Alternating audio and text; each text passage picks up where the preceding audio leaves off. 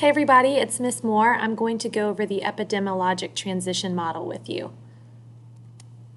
So the epidemiologic transition model was developed by Abdel Orman in the 1970s. He used the demographic transition model as his guide. So his model of epidemiologic transition is an extension of the demographic transition model. So he's trying to explain the changes in death rates and also the causes of death within a society. And just like demographic transition, there are 5 stages in the epidemiologic transition. So in stage 1 is the famine and infectious diseases. Stage 2, you're going to see the receding pandemics where we see death rates drop. Stage 3 and 4, 3 and then 4 is really an extension of 3. You see the degenerative diseases and man-made diseases. So death rates, because medical advancements are continuing to improve, they continue to drop. And then the 5th stage is going to be the delayed degenerative diseases and the reemergence of infectious diseases. So let's look at each stage of epidemiologic transition model.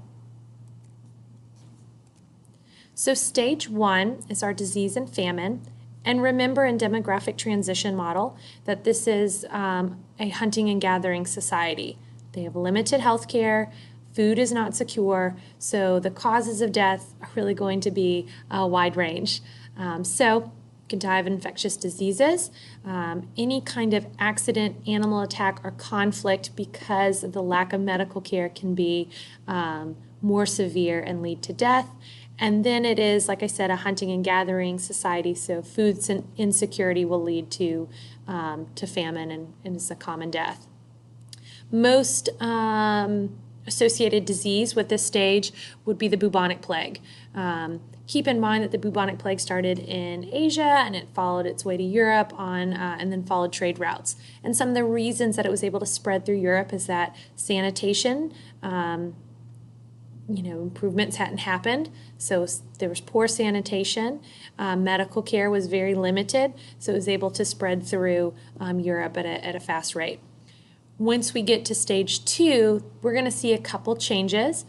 Birth rates will remain high, but death rates will drastically drop. And the reason that you see this is that medical advancements or a medical revolution has taken place. And then also technological advances is taking place as a country is industrializing. And then there's advancements in agriculture as well. So you're going to see pandemics receding, because there's improvement in sanitation, also medical care as well. And then since there are advancements in in agriculture, nutrition will improve as well. But since it is a time of industrialization, one of the common diseases during this time period or this stage would be cholera. And cholera is something that you can get from contaminated water. So there are improvements in sanitation, but it's going to take a while to get to that stage 3. So cholera is definitely one of the diseases that you could see more prevalent in stage 2. Stage 3, again, we're going to start to see birth rates drop, and then we're going to see death rates continuing to drop because those medical advancements that started in stage 2 are only going to get better. In this case, people are going to live longer, so infectious diseases are going to continue to decrease, but now people are living longer, so they're going to die because of diseases that are associated with aging, so heart diseases, types of cancers. Also, keep in mind that people's lifestyle choices are going to impact their overall health, so that's why you see those human-created diseases as well. So again, lack of sleep, lack of exercise, poor diet, if people smoke, if people drink too much, those all impact your health. So as I said, medical advancement, sanitation is going to continue to get better and improve, so those infectious diseases will decline, but people are living longer, so they're going to start to die of diseases that are associated with aging. Now, stage 4 is more of an extension of 3, right? So medical advances are going to continue to just improve, so procedures will delay the onset of some of these diseases. Or, if you have a heart disease, they have something that can prolong your life or take care of, make adjustments so you can continue to live with that heart condition. In some cancer or some cases with cancer, if it's caught early, they can cure your cancer, right? So again, so stage 4 is just really an extension of 3 because medical advancements are only getting better. And so people, again, are going to be living longer, so they're going to really die of those diseases that are associated with aging, such as dementia will increase.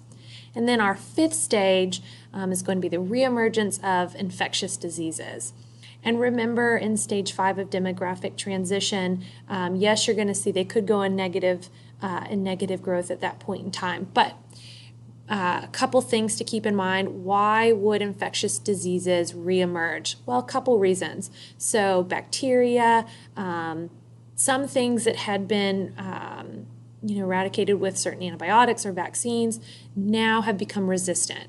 And so you're going to kind of see that mutation, and so those diseases will come back to impact people. The second thing is that because of improved travel, and keep in mind as a result of globalization and space-time compression, particularly our MDCs and even our LDCs, we're more interconnected with each other. And so because of improved travel, some diseases can spread more rampantly because people can get on planes and they can fly from one country to another and infect people along the way. So definitely that improvement in travel impacts the spreading of diseases as well. And again, like I said, that would be associated with globalization, space-time compression. We're more interconnected with each other. And then poverty would be another factor as to why you'd see a reemergence of infectious diseases. So these are our 5 stages of epidemiologic transition. And that's it.